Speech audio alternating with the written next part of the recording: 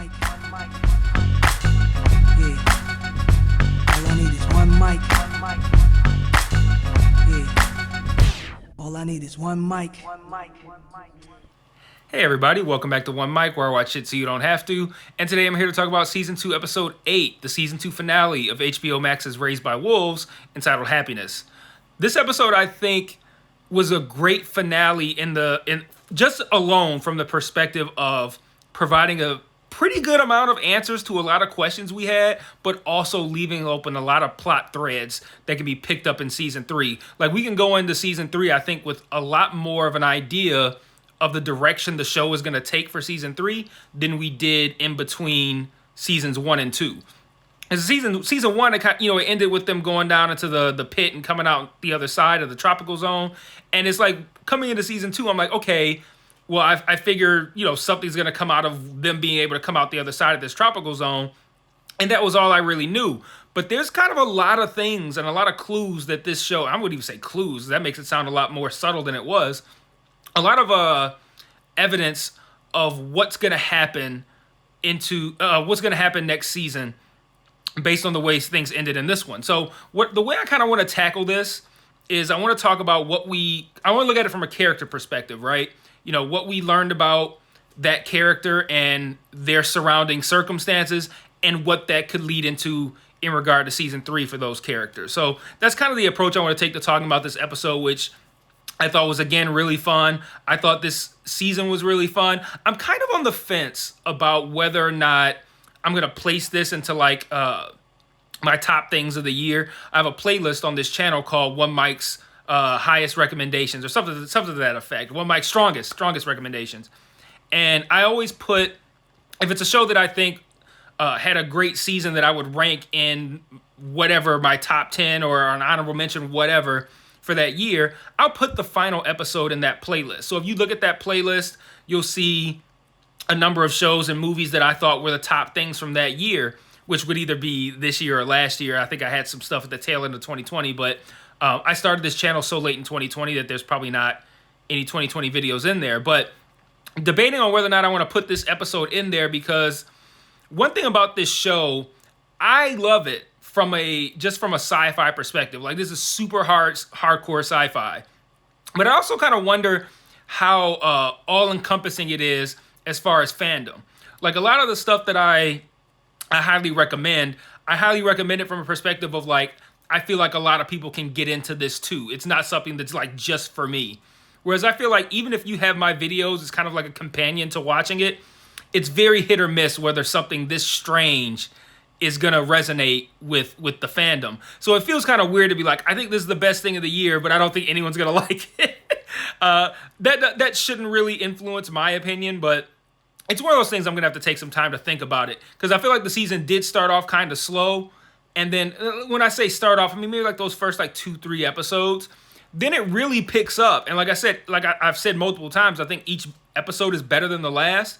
But it's also a situation where I just don't know how high this show's ceiling is when a lot of the things that can make a show great don't necessarily exist here. It's kind of just like, is this the kind of sci-fi that's going to get your rocks off? Like, are you cool with, like, a bunch of weird shit happening that kind of makes sense, kind of doesn't, and it seems completely off the wall, like it came from the mind of someone on LSD? Like, is this the kind of thing that people are going to like? But for me, I thought it was a great season. I really enjoyed it. I really enjoyed this finale. So let's talk about it. I want to start with Vrille. That's kind of like the simplest thing to talk about. We open this episode with Campion using like berries to almost create kind of like an ink that he rubs across the inscription that Vrille left in that tree, and then he places a cloth on it to essentially like make a copy. And he brings it back, and Paul looks over and he's just like, yeah, this is just stupid old human earth shit, whatever, not a big deal. And Campion seems disappointed. And there's not much that comes out of this scene or even anything involving Vrille in this episode, but the interjection of that scene, the inclusion, of that scene, I think is a clue that we're not done with Vrille. Someone put in the comments that I think they said like the actress that plays Vrille or someone on the show said that Vrille is in season 3, and I could see that. Like, I could see Campion's copy of the inscription being used to somehow inject Vrille's consciousness / memories into a brand new android. And this new android might not even look like Vrille. I mean, it should, because I think they want to play up this idea of Campion being in love with her. But I mean, theoretically, the android cannot even actually look like the same person. Like, they could bring back Vrille, but with a different, using a different actor if they choose to. I think that'd be kind of cool. But we'll see what happens. But I think we're not done with Vrille. We're gonna see Vrille probably in season 3. If Vrille dying in the last episode, the previous episode, was the last that we saw or heard of Vrille, then I'd probably be like, no, that's probably it. But the fact that they put that scene, that whole it's not even one scene, but the whole thing with Campion confessing his love and all this kind of stuff, I think that's a clue that we're gonna see Vrille again next year. Next, I want to talk about Marcus. We see Marcus at the beginning. He's totally off that soul shit after what happened to Sue. And he later talks with Paul about Sue's research. And Paul says out loud what we already knew, that the entity could not penetrate the electromagnetic field. And then he presumes that the tree was the entity's way of kind of like circumventing that. And that the entity was using the tree to communicate with whoever it was that it was communicating with. And we saw Marcus. And later in this episode, we see it communicating with Lucius. But Marcus asks if that means that the entity is underground. And Paul goes, yeah, man, if only we had a pit. I love that. He goes, if only we had a pit that we could use to kind of like go underground. And then Marcus makes a face. I made a face. I'm like, okay, so we know that there's a pit. The pit where Vrille essentially killed everyone except the one girl, like Holly. And Marcus goes back, and he starts to go down into the pit, and he gets shot. And it's Lucius who's had it out for Marcus all year. And when Marcus comes to, he's hanging upside down from the tree. Now, we have to talk about the tree a little bit briefly here, because this ties into the Marcus side of this storyline. And it ties into the mother, father, grandmother portion too, which I'm going to get into next. But I have to kind of like give this divergence right here a little bit. So after Mother successfully kills the serpent, yes, I'll talk about that later. The serpent falls down, dies, and it starts to kind of decompose fairly quickly. And then the tree reemerges from the serpent's body. And that's the tree that Marcus is now suspended from, upside down. So Marcus is then crucified upside down by Lucius, and Lucius, who had previously stolen that Punisher mask, the one that within the tarantula where they put the mask on, the helmet on, and then like you have the person that's kind of like not suspended but like tied to like this wheel or whatever with their arms and legs extended, and they get the shit beat out of them. And normally it was Mother inside the Punisher mask. Lucius stole that mask earlier in the episode, helmet. I keep calling it a mask. It's more of a helmet. And he puts that on Marcus and says that he's meant to die in the dark. And he's just going to sit out and chill until Marcus dies. He stops, I guess, getting any kind of feel that Marcus is alive, maybe any kind of struggling or something like that. He goes, hey, are you still alive? Gets no response. Takes the helmet off. Marcus looks dead as fuck to me, even though it looked like his lips moved. But he goes to take a drink of some water, and he turns back around, and Marcus is gone. And then he has blood dripping on his hands. That's such an overused tactic in television and film, to like have something like usually blood dripping on someone's hands or head, and then they look up, and then the camera pans up, and we see what's up there. It's so overused, but I really like when they do that, though, because it always makes you go, ooh, what the fuck are we going to see? Like, even though it's very cliche and overused. But blood drips on Lucius's hand. He looks up, and Marcus is suspended in midair, still upside down, with his arms still extended like he's crucified, and he's just levitating there. And that's where we actually end the episode, which that kind of surprised me, because I thought we were going to... I felt like there was more time left, and that we were going to kind of see... some of these things come into play a little bit more in this episode, and it looks like they're now saving a lot more for season 3 than I thought. But the reason I wanted to bring up the tree emerging from the serpent is that someone put in the comments, I think her name was Leslie, or that might have been a guy, I don't know, and last episode's comments, asking if Sue was still kind of present in the tree. And I'm wondering if this is an indication that she is. Because, one, why would the tree even reemerge? Like, it could be just the entity making the tree reemerge to still use it as a tool. But then the idea that that Sue could still have some sort of herself within this tree and could essentially be maybe playing a part in I don't want to say reviving Marcus because we don't know what his state is, but essentially allowing him to be detached from the tree. And earlier in the episode, Paul says something to the effect of like, "Oh, I wish Mom could still communicate with us, or send us a sign," or he says something that indicates that he wishes he could still communicate with Sue in some way. So for the tree to later reemerge from the serpent's body and to, I think, be responsible for Marcus being freed from the tree, especially if Marcus's like blood is mixed in with it since his hands got nailed into it. Like maybe, you know, we know that there's some sort of blood or life fluid in the tree because we saw that flowing through it when Marcus and Paul discovered it at the end of the episode where that happened. So it's a possibility that, yes, maybe the entity is involved in some way or another in keeping that tree alive, but it also could be Sue. Or it could solely be Sue. It could be a mixture of both. It could not be Sue at all, but I just want to throw it out there because I think it's an interesting idea, especially with Paul having mentioned that he wishes Sue could communicate with him in some way. I think it's interesting to think about whether or not there is a part of Sue within this tree that can somehow have something of its own ability to make decisions or interact, and it's not totally under the control of the entity. Like if that's two entities battling within one another, battling within one object. And I think that's an interesting plot point that could happen in season 3. And again, I love some of the sentences that I say when talking about this show. Like, oh, it'd be interesting if like Sue is somehow still inside the tree and Sue and the entity can interact with one another within this tree. Like crazy shit that this show makes me say. I absolutely love it. But I wonder if that's where we're possibly headed with Marcus in season 3. I'm assuming he's still going to be alive. I'm assuming he's going to be an important part of the show for however long it runs. Some of you guys in the comments says they got a 5-season plan for it. And this season ended in a way that very much feels like they know they're getting a 3rd season. Like season 1 kind of ended in a way where it's like, maybe they'll get a season 2. We'll see. This kind of ended with a lot left to explore that made me feel like they know they're going to get a 3rd season. I think they should. It's a very good show.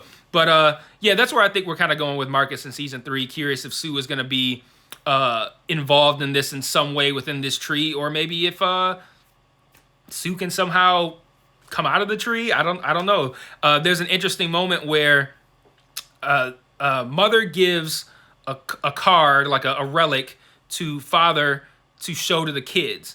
And they show this to the kids without the one little girl, the smallest one, that was obsessed with video games early in the season that Mother broke, which comes back in this episode, by the way. And it's a video of someone. Well, to me, it looks like a cult ritual, kind of. Like this is a ritual that they're doing that I think someone voluntarily had the same thing that happened to Sue happen to them. And there's people in masks or whatever. This person turns into a tree. We actually see it happen, as opposed to what happened with Sue, where it was like we saw her digging and then we saw the tree and we were left to put 2 and 2 together.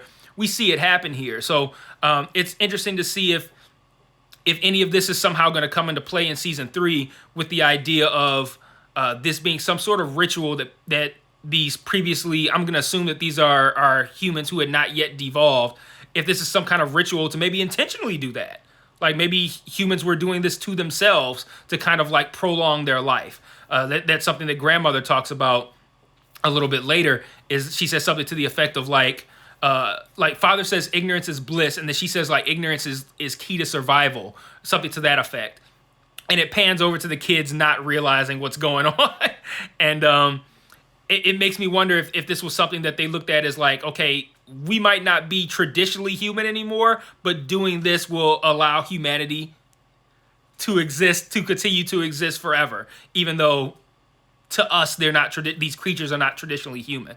But I think this is a good segue into talking about the dynamic between mother, father, and grandmother. So with them, we open the episode with them starting out the plan that we heard at the end of the previous episode, which is to put the veil on mother, desensitize her to any feelings she might have toward the serpent, which will allow her to kill it. That plan goes as said. Mother puts the veil on. She lures the serpent up into the atmosphere outside of Kepler 22b. Is that the name of it? I don't know if I've ever said the name of the planet. So the idea that I would just remember it off the top of my head like that is actually a lot more impressive than you guys probably realize. But mother kills the serpent from up there. It falls down. And I love how even though the serpent was above water, goes up through the atmosphere, and mother kills it, as it comes crashing down back into the atmosphere, I'm thinking, man, this thing's going to splash into the water and make a huge acid splash, and Campion's going to be left like a fucking skeleton. And then, of course, it lands on the ground. I'm like, how convenient. But who knows? Maybe Campion would have been impervious to it anyway. But mother kills the serpent, and like I said, it falls back down. I talked about already how the tree later emerges from it. We know where that goes. And she keeps the veil on. You know, she says she wants to keep the veil on to what my interpretation was to essentially mitigate the possibilities of taking the veil off right now and being flooded with emotion over having killed the serpent, aka number 7. So she's keeping it on to kind of like mitigate that grief and hoping that, you know, if she takes it off at a later time, that the grief won't be as bad and she'll be cool with it. So that was my interpretation of why she wanted to keep the veil on. So grandmother kind of endears herself to everyone in this time. Like, she's like over laughing at father's joke, which it's a good joke, the evolution joke. It's solid, but like not that damn funny. And she's also fixes, we're going to talk about that in a minute, fixes the video game that mother had destroyed earlier in the season. And it's like a different game. She's like, oh, it's some old shit, but y'all might still rock with it. And I love how she says like, oh, you don't even need the helmets no more. You can just play this. Campion goes, I'll give it a try. And he like puts his hand out and like virtually nothing happens. He goes, oh, this is fun. What the fuck kind of game is this? Like nothing's happening. And then she's like, oh, you can all play at the same time. And Tip is like, oh, it's multiplayer? I'm like, nothing's happening. Like, they act like it's fucking Mario. And, like, Campion's just, like, going in. And it's like, oh, shit, I can play too? And it's just like, it just looks like, I don't know, like, digital planets just kind of sitting there. I don't know. The game looks dumb as fuck. But, like, they made it sound like it was lit. I have no idea. Anyway, she fixes the video game. Campion plays it first. And I'm just going to kind of, like, skip to the end here. Mother, through the veil, is kind of observed, not through the veil and through, I don't know, whatever kind of technology they have in there that allows her to observe everything that's going on. She observes grandmother flirting, overly laughing in a flirtatious way at father's joke. We had earlier seen grandmother, I think, overtly flirt with father, and he's just like, no, I'm dedicated to mother. I'm going to pass. And then we see her, mother, also observing Campion talking about how he seems less affected by the acid. He shows his hand. He goes, oh, it's calluses. Like, I think I'm getting used to it because it's dumbass. But like, but that's what grandmother meant. She said, I think ignorance is the key to survival. And from her perspective, devolving the humans, again, like I mentioned, is the key to survival. Like, they can persist and exist longer than a regular human would live. Like, you know, like a regular human life of, say, 80 years. Like, these creatures are living on forever. So their ignorance of the creatures actually being devolved humans is making it so that Campion doesn't understand what's actually happening to him. I think Mother pieces this together. The veil starts to actually take over Mother's body. She ends up in this pod. Grandmother comes in and is like, yeah, this is happening already. Like, you're fucked.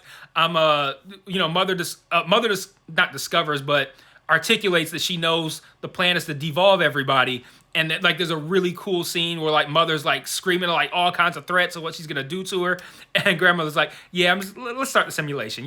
We're done here, and she locks Mother in a simulation, and that's where we leave Mother for this season, for the end of this season. And then we later see grandmother take like video game I'll call them chips, to this vendor who is the vendor that supplied the fuel blood that brought her back to life, ironically. And she says, hey, this will work. This will work, with the temperature going down and all that. Like, everybody's going to want to stay inside. Here's some video games. Have fun. And I think we are now meant to assume that the video games are how grandmother is going to devolve all of the humans there. At first, I thought it was going to be the fruit. And maybe the fruit is going to play a part as well. But Campion's was the first person to play the video game. And he's also the first one to notice that he's not as affected by the acid. And now the video games are about to be distributed to everyone at the collective. So it looks like grandmother's plan is to start devolving people through these video games. And I love the symbolism in that. Like the idea of like people are going to get trapped, not literally, but like they're going to be indoors stuck in there and playing video games. And that's going to like essentially numb their minds. Like they're like what people said about video games for us when I was a kid growing up, like, oh, it's gonna rot your brain and shit. I'm like 8 years old or like 1990 or some shit playing video games and it'll rot your brain. And now literally grandmothers using video games to essentially rot their brains and turn them into these devolved creatures. So I think that's a really cool direction to take. I also think about I lost my thought. There was something else part of that plan that I thought was interesting. Yeah, I don't know. I don't remember. If it comes to me, I'll say it. But with mother just completely locked away in this pod and father seemingly enamored with grandmother, there's not really a way to stop this plot for right now unless father gets wise to it or discovers that mother is locked up and now grandmother has to make up some sort of excuse as to why she's there or whatever the case may be. But I think they did a great job of setting up this concept of grandmother using these video games to devolve the kids, and then just and the like kind of like hidden meaning behind that I thought was really cool. I thought that was clever, and I also thought the Jesus imagery with Marcus was pretty clever as well.